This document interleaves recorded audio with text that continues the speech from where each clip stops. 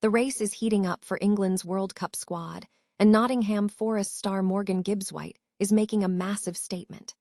After a sensational hat-trick against Burnley, he is proving he has the form to command that number 10 role ahead of the tournament this summer.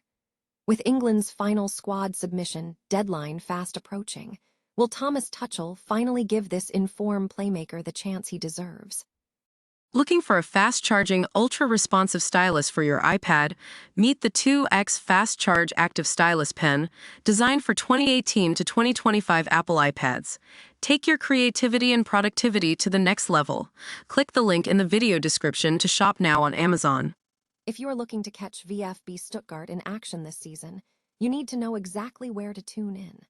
Whether it is their high-stakes Bundesliga battles, the intensity of the DFB Pokal, or their European run in the Europa League, the broadcast schedule is packed across platforms like DAZN, Sky, and free-to-air channels. Stay ahead of the game and make sure you never miss a kickoff by keeping our comprehensive viewing guide handy. Mariona Caldentey is quietly becoming the most influential player in the Arsenal midfield, even if her stats are flying under the radar. As the Gunners prepare for a massive Champions League semi-final showdown against Lyon, the former Barcelona star is proving that her tactical intelligence and defensive work rate are exactly what this team needs. Keep your eyes on her because she is arguably the engine driving Arsenal back to the top of the European stage. Chelsea is facing a brutal reality check after a crushing 3-0 defeat to Brighton has sent their team ratings into the Hall of Shame. With head coach Liam Rosenior now out of the job and fans demanding answers after a series of disastrous performances, the pressure is at an all-time high for a squad struggling to find any consistency. Stay tuned for the fallout from this collapse, and if you want the latest updates on these stories and more, make sure to like the video, subscribe to the channel, and hit that bell to stay notified. Ever wonder what it takes to crash the party for a World Cup squad in the 11th hour?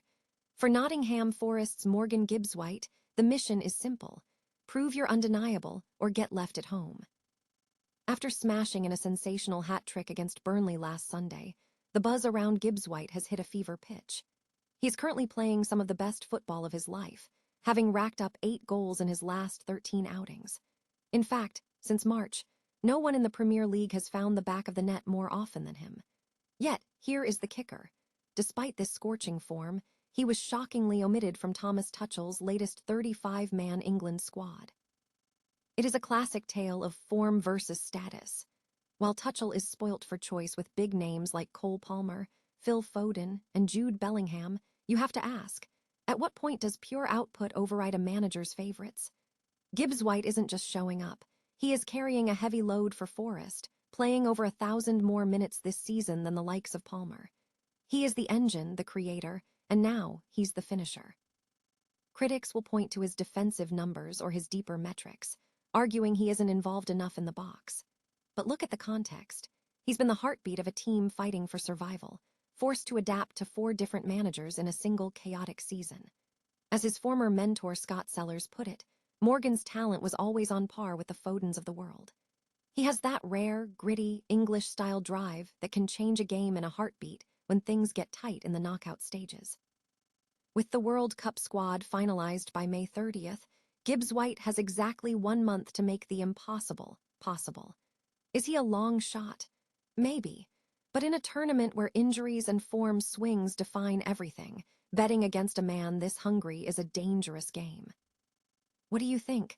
Does Gibbs-White deserve a ticket to the World Cup, or is the competition simply too fierce to break through? Drop a comment below, hit that like button if you're enjoying the tactical deep dives, and don't forget to subscribe for the latest updates on the road to glory. Stay tuned, because the final selection drama is only just beginning. Ever felt like you need a degree in broadcasting just to keep up with your favorite team's schedule? If you are a diehard VfB Stuttgart fan, you know the struggle is real. With the team juggling the Bundesliga, the DFB Pokal, and the intense pressure of the Europa League, watching every single minute can feel like a game of musical chairs with your remote control. But don't worry, I've got the full playbook right here. First off, mark your calendars because the broadcasting landscape for the Bundesliga is undergoing a massive shift.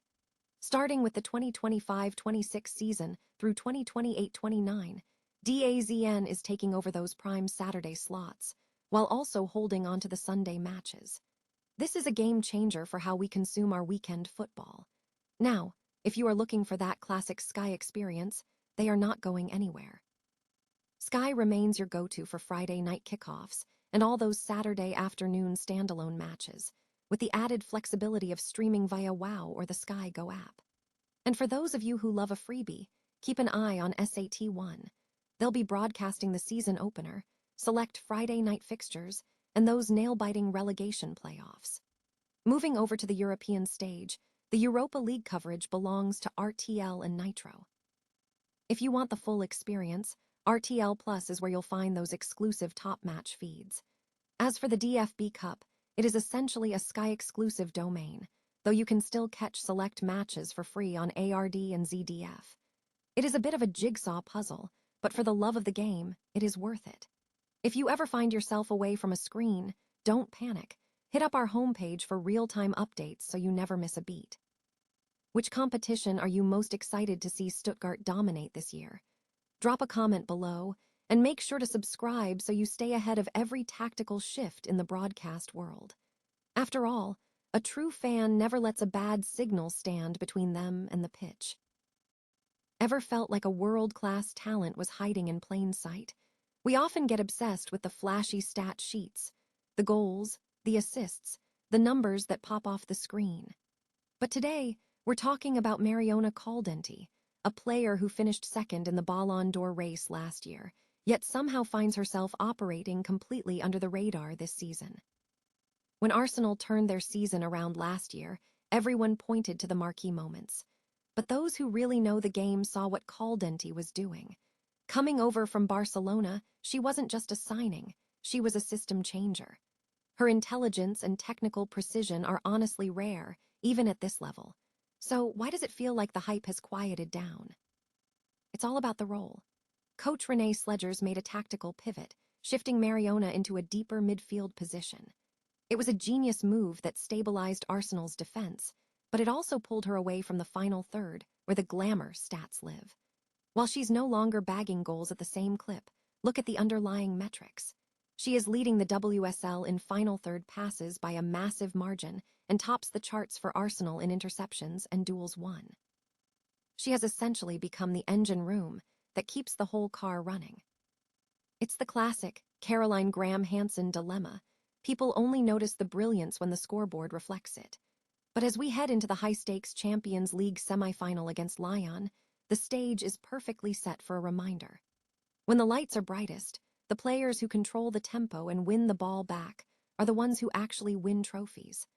Mariona Caldentey might not be chasing headlines, but she is the heartbeat of this Arsenal side. If she carries them to another final, the world won't have a choice but to pay attention again. What do you think? Does the Ballon d'Or narrative need to move past goal counts to better reward the engines of the game? Or are the numbers the only language that matters? Drop your thoughts in the comments below, and don't forget to subscribe for more deep dives into the tactical side of the beautiful game. Talent this subtle shouldn't be missed. Remember when we thought the 6-0 thrashing by Manchester City in 2019 was the absolute rock bottom of Chelsea's modern era? Well, pack your bags, because we've officially hit a new low. Tuesday's 3-0 defeat at the hands of Brighton didn't just join the WAGNH Hall of Shame, it tied the worst performance in our site's history. It is a stunning, depressing milestone that forces us to ask, how much further can this club actually fall? If you look at the recent player ratings, the pattern is alarming. We aren't talking about a single bad game, we are talking about a systemic failure.